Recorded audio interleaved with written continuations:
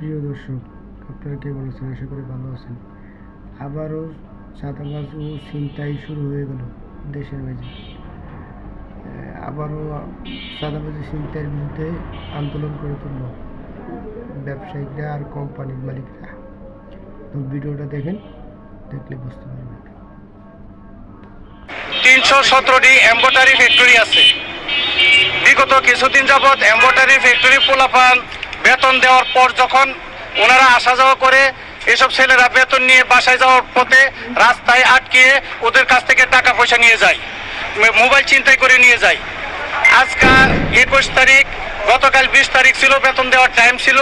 গতকালও পোলাপান আসছিল, কিছু কিছু ফ্যাক্টরিতে হামলা করছে, চেক আপ করছে, কিন্তু শুক্রবার থাকায় আমরা বেতন দিই নাই, ওদের কাছ থেকে টাকা পয়সা নেই নাই, কয়েকজনের কাছ থেকে মোবাইল নিয়ে গেছে। আজকে আবার এইসব পোলাপানগুলো আবার আসছে।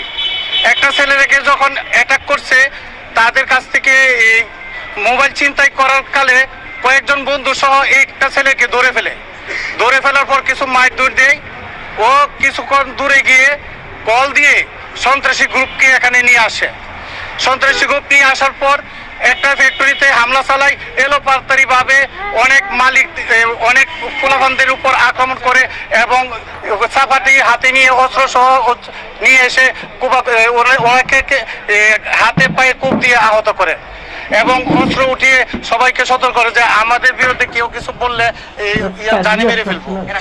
এবং এখানে রাসেলের নেতৃত্বে একজন লোক, রাসেল মেহেদি, রাসেল রে 3 ভাই, এখানে 17 ABC প্রত্যেকটা এলাকা তাদের সন্ত্রাসী রাজত্ব সৃষ্টি করছে। ওদের সামনে কেউ কথা বলতে পারে নাই। যখন যে কোনো ফ্যাক্টরিতে হামলা চালায়, ওরা সাফারি নিয়ে উপস্থিত হয় এবং আমরা কিছু মালিক ভাই প্রতিহত করার জন্য এগিয়ে আসছিলাম। আমাদের এক মালিক ভাই পাশে আছে, ওর পায়ে আঘাত করছে। আরেকজন মালিক ভাইকে সাবাদ দিয়ে আঘাত করার সময় আমি ধাক্কা দিয়ে ওকে সরিয়ে ফেলি। পরবর্তীতে আমার উপরও আঘাত করবার জন্য আসছিল, কিন্তু করতে পারি নাই। আমরা অন্য একটা ফ্যাক্টরিতে গিয়ে আমরা নিজেদেরকে রক্ষা করি। আমার ফ্যাক্টরির নাম ভুঁইয়া ফ্যাশন। আমি মানিক ভাই, MTI স্বত্বাধিকারী মানিক ভাই, এবং এই যে আমার আগে যে কথা বলছিল আলম ভাই সহ আমরা চায়ের দোকানে বসাছিলাম। তো যখন আমরা খবর পাইলাম যে ওখানে আবির ফ্যাশনের মধ্যে গন্ডগোল হয়েছে, তখন আমরা আবির ফ্যাশনের দিকে যাওয়ার সময় আমি পিছনে ছিলাম, আমার পিছনে ছিল মানিক ভাই, আমি মানিক ভাই সহ যাইতেছি। এমন সময় ওরা ওখান থেকে একটা ছেলেরে সম্ভবত খুব ভালোভাবে কোবাই আসার পরে ওদের হাতে 7-8 জন ছিল, ওদের সবার হাতে চাপাতি ছিল। তো যখন আমি মানিক ভাই যাইতেছি, আমি সামনে ছিলাম, মানিক ভাই আমার পিছনে ছিল। ওরা হঠাৎ করে আমার সামনে আসি বললো যে তোরা রংবাজি করতেছিস। এ কথা বলি আমারে তখন খুব দেওয়ার জন্য মানে শুধু চাপাতি হাঁকাইতেছে এভাবে। তখন আমি বললাম যে আসলে তুই কি করতেছিস, তুই আমি তো কিছুই জানি না, আমার কেন হামলা করতেছিস আমার উপরে? তখন বললো যে কোনো কথা শুনতেছে না, তুই গেলি এখন এখান থেকে। এ কথা বললি আমার পায়ের মধ্যে এখানে একটা কূপ দিছে। এই যে আমার পায়ের অবস্থা, এই হলো আমার পায়ের অবস্থা। আমার পায়ের মধ্যে একটা কূপ দিল, পর আমি আর একটা কূপ দেওয়ার জন্য আমার এই পায়ের মধ্যে হাঁকাইতেছে। তখন আমি ফিসাই ওইদিকে চলে যাই। তখন ওরা দক্ষিণ দিকে চলে গেছে, আদাবারের দিকে। এই হলো অবস্থা। এখন আমরা এটা সুষ্ঠু বিচার চাই। আপনারা যাদেরকে চেনেন তারা আসলে কোন পরিচয় চলে, তাদের ব্যাকগ্রাউন্ডে কিছু আছে নাকি? ওদের কোনো পরিচয় নাই। ওরা সব যেই সরকার যখন ক্ষমতা থাকে ওই সরকার মানে সাইনবোর্ড দিয়ে ওরা তখন এই অপকর্মগুলো চালাই যায়। আচ্ছা, আর আমি নিজে, আমার একটা রাজনৈতিক পরিচয় আছে। আমি নিজে সাবেক ইউনিয়ন ছাত্র দলের সভাপতি ছিলাম, রামগঞ্জ উপজেলা ছাত্র দলের সহসভাপতি ছিলাম। দীর্ঘদিন থেকে যখন ফ্যাসিস্ট সরকার ক্ষমতা ছিল তখন এরা ফ্যাসিস্টের দল করতো। এখন নতুন সরকার আসছে, এখন তারা নতুন সরকারের সাইনবোর্ড ব্যবহার করতেছে। আসলে মূলত এরা প্রকৃতপক্ষে কোনো সংগঠন বা কোনো দলের না, এরা বেসিক্যালি সন্ত্রাসী। আমি নতুন প্রধানমন্ত্রী আসছে জনাব তারেক রহমানের কাছে প্রত্যাশা, এবং আমাদের এই এলাকার মাননীয় সংসদ সদস্য ববি হাজরাতের কাছে আমাদের প্রত্যাশা, আমরা এখানে ক্ষুদ্র ব্যবসায়ীরা ব্যবসা করে নিজেদের জীবন জীবিকা নির্বাহ করার জন্য আসছি। আমরা বিভিন্ন অঞ্চল থেকে বিভিন্ন এলাকার মানুষগুলো এই আদাবর এলাকাতে এমব্রয়ডারি ফ্যাক্টরি গড়ে উঠেছি আমাদের নিজস্ব ব্যক্তিগত অর্থায়নে। এখানে কোনো রাষ্ট্রীয় পৃষ্ঠপোষকতা আমাদের কাছে নাই, আমরা নিজস্ব উদ্যোগে এই কাজটা করছি এবং এখানে প্রায় 5 থেকে 7,000 লোক কর্মচারী এই ব্যবসার সাথে সম্পৃক্ত। ধরেন 10-15 হাজার পরিবার আমাদের সাথে সম্পৃক্ত।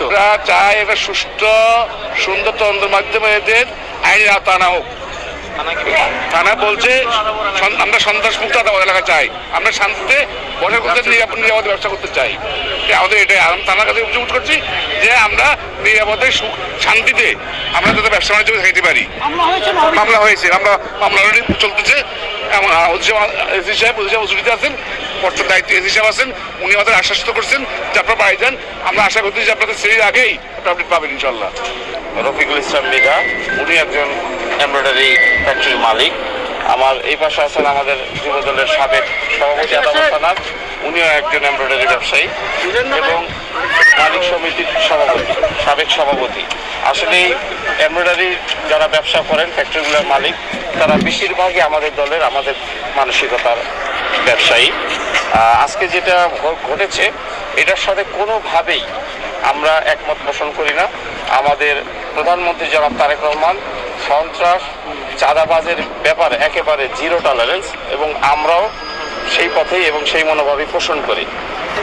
এবং আমাদের ঢাকা 13-তে নবনির্বাচিত জনাব ববি হাজ্জাজ, উনি ঘোষণা দিয়েছেন সন্ত্রাস এবং কিশোর গ্যাং মুক্ত ঢাকা 13 গড়ে তুলবেন ইনশাল্লাহ।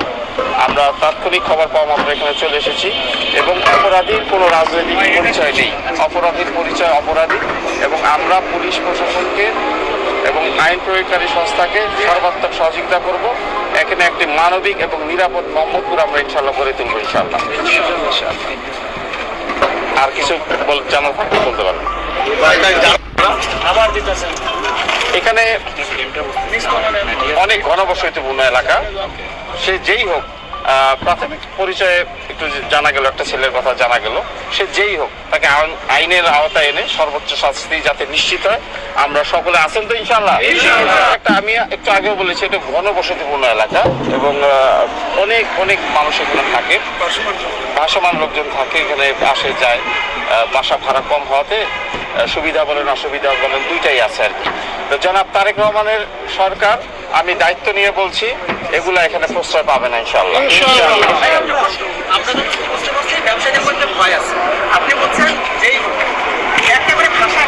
ব্যাকআপ হয়ে যাবে, ব্যাকআপ হয়ে যাবে, কোনো ব্যাকআপ থাকবে না। মানবিক এবং নিরাপদ মোহাম্মদপুর ইনশাল্লাহ জনাব ববি হাজ্জাজের নেতৃত্বে জনাব তারেক রহমানের সরকার নিশ্চিত করবে। যদি ভালো লাগে লাইক শেয়ার কমেন্ট করে জানাবেন, আর এরকম ভিডিও পেতে চ্যানেলটা সাবস্ক্রাইব করবেন। সবাই ভালো থাকবেন, আল্লাহ হাফেজ।